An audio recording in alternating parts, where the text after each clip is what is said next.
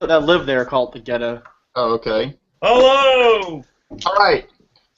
Don't say ghetto on air. All right. Anyway, hello, folks. we're on air looking at the world famous Guinness. And what did the old Guinness say? It's what? Smooth days can't fool you, King Cobra. No, it's good for you. No, the old Guinness said it's good for you. All right. Now, Paul, you have a big bottle, sir? Yes. Wow, where'd you get that big hunk of bottle? I don't even remember. It's been like 3 weeks. Oh, I think I got it at, I don't remember. Maybe Oh, that's right. You had it at your house when I went over there, eh? This is the Guinness Extra Stout pint glass. There you go. Oh, cool. Wow, that's nice. I don't have any such item. Now, this is 6% alcohol, and I think The my official glass for this beer that we're drinking. Yeah. 12 ounces in my bottle. We'll do the J straight pour. Yeah, I Popping think open already? Guinness suggests a tilt pour, though. Look, Uh-oh. as you know, I get a lot. Sometimes Guinness is oily. Sometimes Guinness is oily, and at the top of the when the little bits fall on the top, beer will roll across the top like a little ball. All right. Anyway, don't y'all think Guinness has a great looking label? Yeah, the whole Guinness package is very nice. I like it a lot. It's very classy. Just that black and white with the red Arthur Guinness signature on it. Yeah. Now Guinness was started by Arthur Guinness in 1759 in Ireland. So it's fantastic. It's a fantastic history if you just read about it, you know. And It says on the back of the bottle, it is enjoyed in over 150 countries. amazing. Now, Good stuff. I think everybody's bottle says New Brunswick on it. Tanya, does yours say New Brunswick? It does, yeah. I looked before we started to see that. So, yeah, New Brunswick, Canada. Yes. Now, Chad McGee, who does Albino Rhino, he said that we'll probably be the last people looking at the Canadian-made Guinness because the contract is over with, and the company that was contract brewing for Guinness is no longer going to do it. But my suspicion is that it might start being brewed not just in Ireland but in Pennsylvania along with Red Stripe and the Guinness Blonde American Lager, because obviously Guinness has a solid contract with, what is it, Latrobe? Yes, that's right. That's where Red Stripe is. Yeah. So, who knows? Well, anyway, I didn't get much of a head on mine. You can see that. Look. Yeah, I agree. I did the straight pour, unfortunately, so I did get a nice looking head. Yeah, y'all got a big. An Imperial Stout. Charles's head looks almost spongy. Mine was too. I didn't even pour it straight either. I got a rocky head. Got a dollop of foam around the middle of it. I think I have full envy. Cut that Facebook off. Hey, what'd you say, Tanya? I think I have foam envy. Mine poured with no head. I've got foam envy too, but I have a little lacing. Good. That How would you- foam is creamy. Creamy. Yeah, Yeah, y'all. mine too. How would you describe the appearance? Mine looks so black. None more black. I'm picking out ruby though with the light shining through it. Yeah. Cream head, black. But Black. it's Open. Yep. You pick up that ruby under the direct light. Yeah. very faintly towards the bottom of a glass. Yeah. Very faintly. Now let's see. John from Virginia. Why don't you give us the aroma? Because I want to hear what you're going to say about the aroma. I love this beer. You can definitely tell it's a dark beer just by smelling it. Very dark roast. Maybe some coffee. Definitely dark barley malt smell. What do you think? I'm even picking up raisin. Yeah, I'm definitely getting some kind Yeah, of... yeah. I get that plumber raisin. I don't know what it is. Yeah. Yeah, like you know how when you open that raisin box, that first smell you get. Absolutely. Yep. Good call. Now wait, mine's got some stuff at the bottom. I wish I'd have left a little. I could pull some sediment out of there, boy. I don't know. Get really dark, like John was saying, really dark barley malt. It's dark, but not really quite burnt or charred. You know, some of these dark ales, they'll almost be like you're drinking charcoal. Mm-hmm. Yeah, there's maybe a minimal amount of some kind of a smokiness, but definitely just like with the Guinness Drought, you get a very dry aroma, and there's really not a huge amount of aroma, but you can get the roasted malts and the light fruitiness, and it is a little slightly bitter, but everything's pretty light in the nose. Yeah. Now we've done the Guinness Draft, or you were saying drought, but it's really draft. Oh, really? That's the old way of spelling. That's like an old-timey way of spelling draft. Oh. It's almost sweet or sugary in a way to me. I agree. I smell a toffiness or something, like toffee or something like that. Yeah, right. That's right. It's more refined than standard traditional Guinness, for sure. The Guinness. Wait. This is the traditional Guinness. That's why I try to retract my statement. Yeah. Wait, hold on. That's a Jay. good note to make right now. Yeah.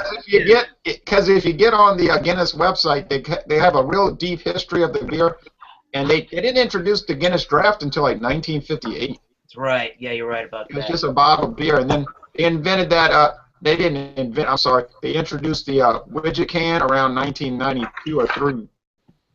Hey, Jay. Yeah. Okay, is this beer completely different than Guinness Draft? Is it heavier? It's 6% alcohol, and Guinness. Okay, yeah, that is. Guinness Draft is only 4.3. 4.2, I think. Yeah. It's Bud Light. Hey, wait a minute. Where's the Brister? Good I Lord. would say that the Foreign Extra Stout has a higher international bittering units range, so it's between 30 and 70, while Guinness Dry Stout is like 30 to 45. So it's a little bit more bitter than we would expect in the other Guinness. Yeah, it is more bitter. It's a different recipe. There's no doubt.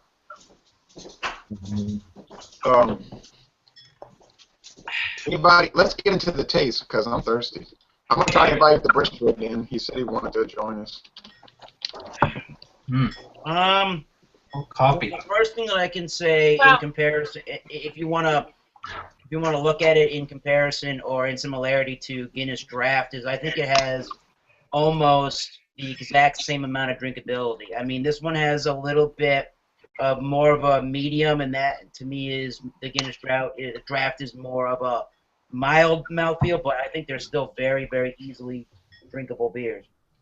Yeah, but I think the Draft is more drinkable because it's more watery. We'll get to the body in a minute. Let's go down the line, and each person can tell about the taste. My opinion of the flavor is the sweet.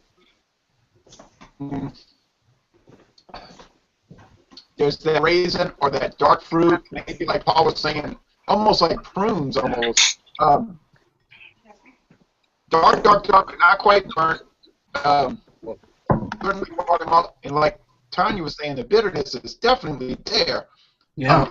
And I don't know if it's coming from I don't know if the bitterness is coming from hops or just the dark roastedness, but whatever. It's almost like a I don't want to say molasses. I don't know. It's really unique. Or it's unique. Okay, Brandon, and then we'll go down the line. Well, okay. Well, as far as taste of beer goes, to me, I do agree with you. I do get the bitterness there.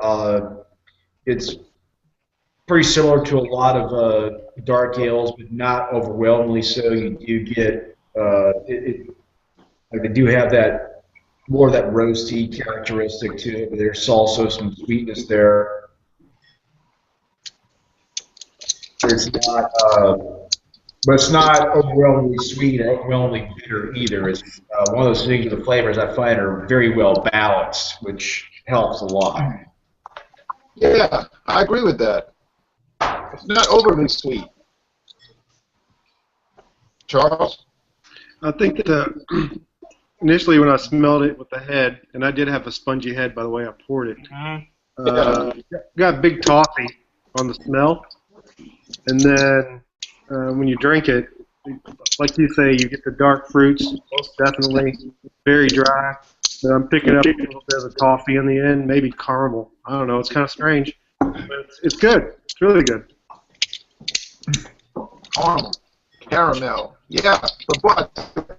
Bitterness through right now in my mouth. Eric?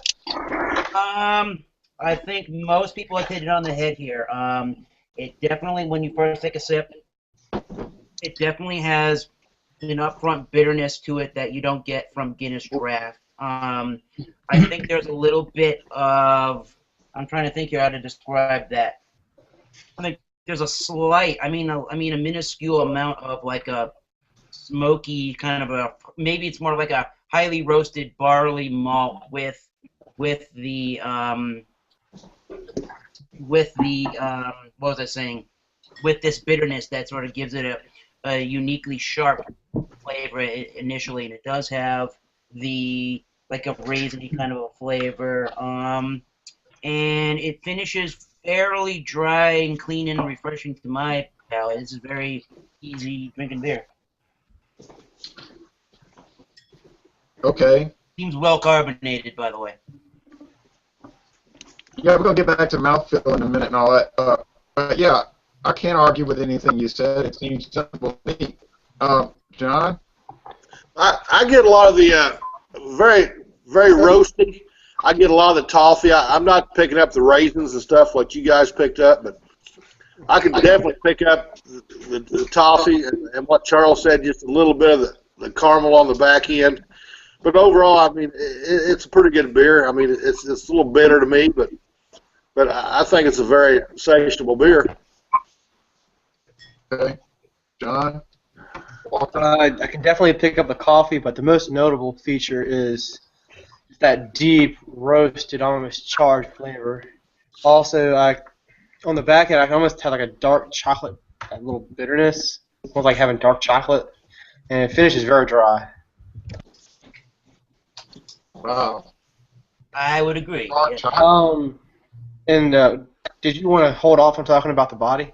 I would a little bit, kind of like to hold off. Let's go with Paul and then Tanya. Okay. Well, I mean, I agree with pretty much everything everybody said. So I'll kind of add a little different spin. I remember, it had been a while since I drank Guinness, and we had the what do you call it, the draft stuff last time. And I was surprised at how light it was, and this is what I kind of thought of Guinness, if that makes any sense. In other words, that was your idea of Guinness, what we're drinking tonight. That other stuff seemed really light, almost like a light beer, and this is not. Yeah, the old saying about Guinness was you could stand a spoon up in it and all that. Right. Yeah, I go along with that because you're drinking the original one, I guess you'd say. Right. Yeah. I agree pretty much with what everybody else said. I find that it's very that it has like a grainy sharpness to it, and I felt like the draught always has like a metallic kind of creamy flavor to it that I think really is attributable to the nitrous that makes it creamy. Yeah. And so I think that's pretty much the profile for this, plus the higher alcohol content. So yeah. Charles says Charles typed something. He said, I'm not so sure if there is any black patent malt in there. What was that? Charles said he thinks they might add a black patent malt. Now, I'm not familiar with that, but Charles knows much more about the science end of it. Tanya, I watch Tanya's videos. She's very into the BJCP guidelines, and she does a fantastic job of kind of like covering that. Very nice. I know you probably did some pre-research. Do you find this fits the style of the extra stout or the? Yeah, it really does actually. And what it says about the history and comments, if you don't mind my lengthy reply to this, it's originally a high-gravity stout brewed for the tropical markets. And so some are bottled, and there's stronger versions of dry or sweet stouts. Foreign extra stout has been made since the early 1800s. So for this class of stouts, these can either be fruity, sweet, dry, or bitter. There's a lot of room for difference there. But that the style is kind of a scaled up version of a dry stout with more alcohol content, and so I think that's exactly what we've been experiencing. Yeah, I was just thinking about it. Maybe some of that, just comparing it to Guinness Draft, maybe that higher alcohol content is really what is contributing a lot to the bitterness in the beer. I think so. I noticed that when I drink a lot of different, like Imperial Stouts or even double IPAs, I start to notice that you're getting a bitterness, and obviously, like in this Guinness here, it's not from hops. So maybe some of that alcohol is giving you a little bit of sharper bitter with the grain mixed into it. I think it's from the dark roasted malts. That's what it is. Alcohol is going to taste sweeter. It's one of the things where if you have these, especially these poorly made beers, you can definitely taste there's some alcohol. This is not taste of alcohol. It's more the dark roasted malts and double IPAs. A lot of that there is you just use a lot more hops to make a much stronger version of the American style IPA. So that there's coming from. Of course, they're also sweeter. The double IPAs are sweeter because of the extra malt added. So there you go. That's good consideration. As a matter of fact, it says that Imperial Stout without the late hops and highly bitter versions are best entered as an American style stout, which is a whole different category. If you're getting into the bitterness based on hops, yeah. This is definitely not coming from the hops. No, it's coming from the roasted malts and barleys. Yeah, this is not a hoppy beer. I mean, obviously they have hops in it. Well, okay, now let's look at the body and the finish. I think it's a pretty heavy body, and I think the finish is dry, on the dry side. And I think it's pretty drinkable. But if you drink a few of these, and Paul's got that big bottle. How big is that bottle, Paul? It's what, 22 ounces? Probably 24. Oh man. 22. It's a pint 6. 22-ounce Guinness. Okay, 22. You'll get hammered drinking 6% Guinness. Okay, well, yeah, it's a hammer, man. I mean, it's got a thick mouthfeel, and it's drinkable, and that's where you can get into trouble. You know, Dave Coulter talks about that. You can get into trouble with this beer, and I think this is a beer that can get you into a little bit of trouble. But anyway, down the line, and everybody can give us their mouthfeel and finish. Certainly. I guess I'll start. I find this to be on the full side, but more towards medium, to me personally. Yeah. Okay. I think that Guinness in general makes an extremely easy drinking beer, and this one is no exception. At this point in time, I'm noticing more of like the raisins, and I think Charles said black licorice before a sweetness comes in, and then it pretty much dries out the mouthfeel. But I still think that this is medium on towards full-bodied, and it's still pretty easy to drink. Yeah, I agree with that licorice. Brandon and then Charles. I have to agree with the anise, the licorice flavor that comes in as it warms up, but I would also agree with the medium to full side of body, approaching full but not quite getting there. Yeah. But what it really succeeds on is just the absolute ease of drinkability. It is filling as it goes down, but it's also nice and warming, so it feels like you are just drinking an incredibly good, easy drinking beer that will get you in trouble if you have too many of these. Yep. No doubt about that. I'll ditto what those guys just said and add this, that, I think that when you're drinking other beers and you're talking about the hoppiness of and that mouthfeel of the hop, you're getting that here with the malt. I think there's a little bit of numbness at the end on your tongue, but you're not going to wake up tomorrow and have that flowery taste in your mouth. You may have a dark taste in your mouth, but right, it's still going to be a good thing. Great beer. Yeah. Yep. For sure. John? I'm pretty much drinking mine about room temperature. But I mean, to me, I think it's a heavy-bodied beer, maybe tending towards heavy to medium. But overall, I think it's a good beer. I mean, it's a little bit bitter. I mean, the warmer it gets towards the end. But overall, it's a sexual beer, like I said, it could be one that could get you in trouble. John, and then Paul, and then Tanya. The only reason I'm going in this order is because that's how I see the people across my screen, by the way. It's a medium-bodied, and I think it finishes dry, but it's still very easy to drink and very bar acceptable. Good beer to go get on draft. Or out of a bottle at a bar. Talk with friends. Yeah. Like we're doing right now. Yep. There's not a whole lot of places got this on draft, though. And I've never seen it on draft. I have never, ever. I'll be good on draft. Paul?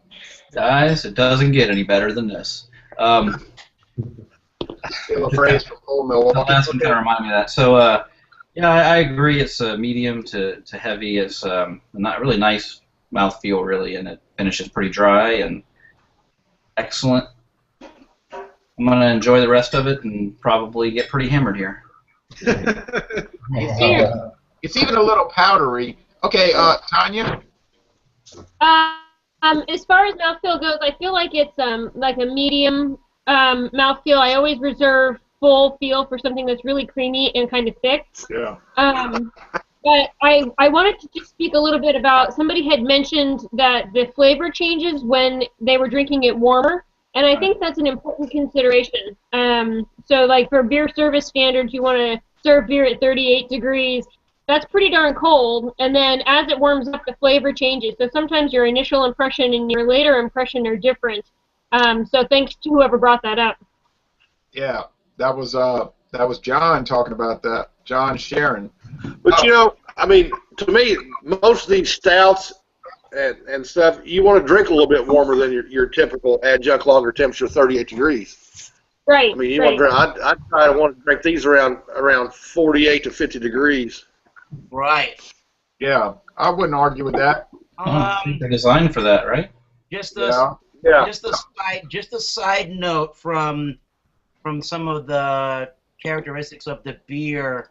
As I'm looking at it on Beer Advocate, it looks like when I search for Guinness Extra Stout, it looks like there's multiple different versions of this in location for the beer, and multiple different versions and locations have multiple different ABVs. Like if I went under Guinness Extra Stout in Canada, this says that it's 5% ABV. But if I go to Guinness Extra Stout Original, it says it has 6% ABV. And I thought, yeah, it's right. You're right. You're right. There's like it's incredible. It's like literally almost 30 different Guinness. It's you go to Nigeria and there's a whole different. It's like Guinness. You could almost do a whole year's worth of Guinness videos because it's so complex. It's really amazing. Bahamas and Malaysia as well. Isn't Budweiser like that too? Overseas, overseas has got a more higher ABV than what we have here. Yes, that's right. And if you go to India, look, India is a big-time beer drinking culture. It's not a meat-eating culture. Right. They don't eat beef. But the Hindus, they drink the fool out of beer, and they drink it strong. I mean, they never laughing. You try to bring 6% alcohol beer to India, they're going to get mad. So I was looking at a lot of stuff about India. They've got beer like one of the big popular beers in India is called Knockout. Wow. No joke. Those people. So the Guinness over there, I don't know. I don't want to get into all that, but it's amazing. But what is your overall opinion? You know, it's kind of fashionable these days in the beer snob community to rip on Guinness and talk about how it's not that good. My opinion, I think it's dynamite. I didn't even look up Beer Advocate and rate beer. I forgot to do that, but to me, it's dynamite. I would give it a very, very, very high score, by the Yeah, way. the Bros gave it an 89, and out of 3,411 ratings under the original Extra Stout, it gets an 84 in Beer Advocate. And I would It's a what? agree with that. It's a Absolutely. what? It's a what? It gets a 84 from the Beer Advocate users.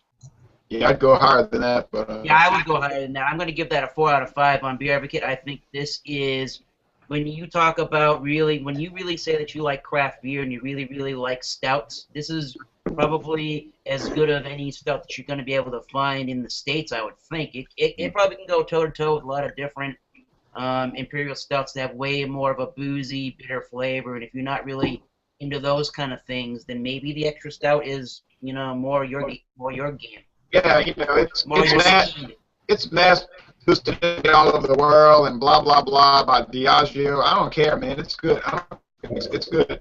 Brandon, I think it's an A beer, me, but Yes. most excellent, my friends. Brandon, I have to agree that it is an A beer. I think it does catch a little too much flack, undeservedly so, much in the same way they give flack to Samuel Adams, but we've had that discussion before. yeah, As far as stouts, as far as style goes, it's hard to knock this beer at all. I mean, in comparison to other stouts available in the U.S., I mean, this is still one of the top stouts you can get. You can find it in every market, so you can't go wrong. no way. Charles, I think purely by its style and its simplicity, it's a fantastic beer. And I think if you were to match it up to the craft beer community and put it in a port barrel and put some cocoa nibs to it and do some of this other crazy things that you do, I think this is an excellent base for that. And I just think it's fantastic by itself. yeah, Diageo is not playing games when they make Guinness. They're serious about it. It's not something they're throwing together with no thought. They're doing this in 1759, so the haters are going to have to hate, I guess. Eric? I have already gone 4 out of 5 from me. Oh, yeah, that's right. I'm sorry. All right, A beer. Okay, John? Sharon or Walker? Oh, Go ahead, Jonathan Walker. Okay. Oh. Hey, I've been I'll go to a craft brewery, a small microbrewery, once every month or two. And when I've been going in there, they have all these weird porters and stouts with all these complex flavors and just something that's not enjoyable. A porter was meant to be enjoyable. It's a porter/stout. This is the definition of a good porter. Like, if you want to start somewhere, this is the place you want to start. There's nothing wrong about this. It's awesome. It's got that flavor you're looking for when you come to a rich malty beer. I don't see anything wrong with it. I love this beer. I mean, I'm not going to drink 6 of these, but it's a good beer to sit down and have. And I think it's the definition of a porter should be. Right, it's a stout porter. And somebody asked me, what if you had to drink Guinness Extra Stout every day? I'd say, well, I guess I'd be happy. John, Sharon. I think it's a phenomenal beer, and I'm going to go back on what Chuck said a little bit. I'd like to see this beer aged in a bourbon cask, just to see what it tastes like. And but overall, when I drink it again, I'm going to as soon as I get this one done. Do I need to bring you one? No, I got one. Paul's over there getting drunk, but Paul, before you, but anyway, Paul, what do you think? So I'd say it's probably a good beer, and it's really good. I guess I'd give it an A. That sounds like a good fair rating. And cheers to the British. Yeah, to the Irish. Don't call it To the to the Irish. British. They might take offense to it in They're Ireland. all the same. Yeah, well, they clearly. Well, Anyway, when a bomb goes off, but anyway, all right, Tanya. It's trying to get something started. I feel like this nails the category, and so it's a good example of what we're expecting out of a foreign extra stout. I really like Guinness, so when I heard that they had a new beer when they made the blonde, I jumped on that opportunity, and I feel like Guinness really produces some solid beers, and I like that they're diversifying. So this is a great beer. I love it. I wish I would have bought more than just one bottle. Yeah. Oh, now Tanya, let me ask you this important question. Have you had the Guinness Blonde American Lager? Yeah, I have had the Guinness Blonde, and I also had the Black Lager as well. Oh, okay. And I think I've been watching so many videos I can't keep up with who's done what, but I thought they did a great job with the Blonde American Lager, although I thought it was amber more than blonde. The Guinness draft is pretty good, especially out of the nitro can. Yeah, I like it out of can better. Yeah, the bottled Guinness is okay. Now, I want to go get something out of my fridge, and I want to show y'all something, and I want to see what you think about it. Okay, hold on a second. Sure. All right. Yeah, this beer definitely, even in the nose, as it warms, it definitely changes. I definitely notice a bigger chocolate and a bigger coffee, almost like coffee ice cream maybe. I think once it warms up, you get more of the taste out of it. Somebody's calling me. They're going to have to leave a message. Oh, It is a good one. Look at this little item. What is that? Oh, foreign extra. Foreign extra. Oh, man. You got friends in high places. How you love this. Now, what is it? Foreign extra. It actually says specifically in the BJCP guidelines that foreign extra is not sold in the U.S. I bought it. I bought it in New Orleans. In the U.S. It's 7.5% alcohol. How you love that? 7.5%. Y'all need to get some of this. We need to do this. This is brewed in Ireland. Look what it says on the bottle now. Product of Ireland. Malt liquor. What you know about that? Malt liquor. What do you know about that? Oh, no. Every time I see the words malt liquor, I think of 40s of Ole. Oh, yeah. Oh, I wish you'd have been with us when we did our Old English video. Oh, that was I wish I would have been. That was gangster. But anyway, now, if y'all can get the foreign extra stout, we can do this. You know this thing ain't going to go stale with 7.5% alcohol. One more thing. So I think we kind of like agreed that Guinness is an awesome beer. And who in the world could get tired of Guinness? Guinness extra stout. How do you like what happened with me and Modelo? Oh, that is pretty good. If you're at a Mexican restaurant and you want something that's just not Corona-esque, that's a good beer. I agree. Y'all heard about that little story with me and Modelo, huh? Hey, Jay. That does not sound familiar to me. What, that you're a shill now for Negro Modelo? Yes, we heard about that. I'm not a shill. A new Mexican restaurant that popped up across the street on Main Road from my house. They started carrying Modelo Especial, the gold, Right. and they started carrying Pacifico on draft. Ooh. I've never seen them on draft, and they got it, so that's pretty exciting. Let me tell you this story in 30 seconds. 2 weeks ago, Negro Modelo contacted me on the internet and said, we were watching your video and we noticed that you gave our beer an A-. Huh.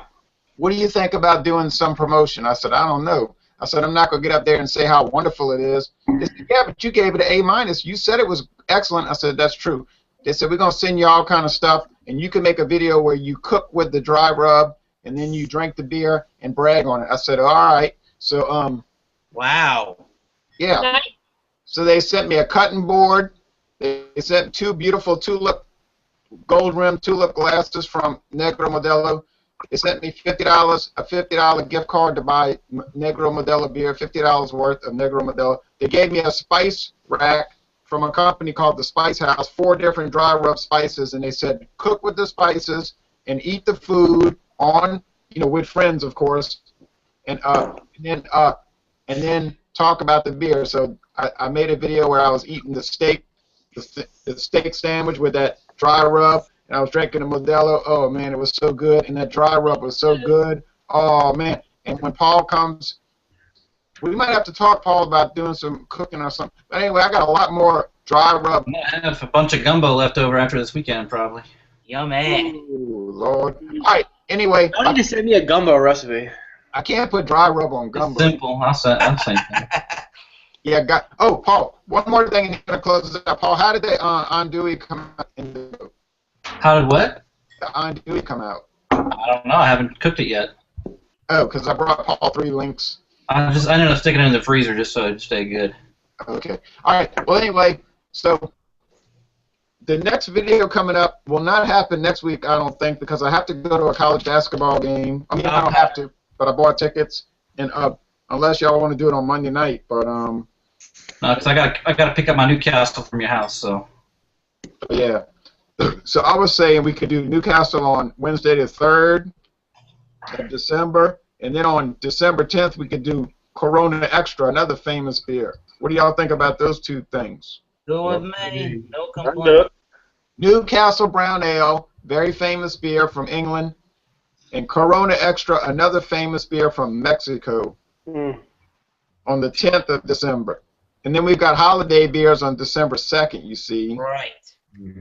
But now, if anybody wants to do sort of an ad hoc video next Monday, the 24th, let me know. Okay. All right, that's Monday. All right, well, thank you, folks, for watching this. What about doing Old Milwaukee one week? Wait a minute, didn't we do Old Milwaukee? We did. We We should did Old Milwaukee. we should do something that's Thanksgiving related. Like, what would you serve with your Thanksgiving dinner? I don't know. I can't even think about beer when eating Thanksgiving. None of my family drinks because they. I got 6 beers for Thanksgiving picked out. What are they? I got an old ale. I got a wheat beer. I'm doing a triple, the New World triple from Sam Adams with dinner. An Imperial Pumpkin from Long Trail, and a Imperial Stout to end the night. Do you get all of the Long Trail's beers?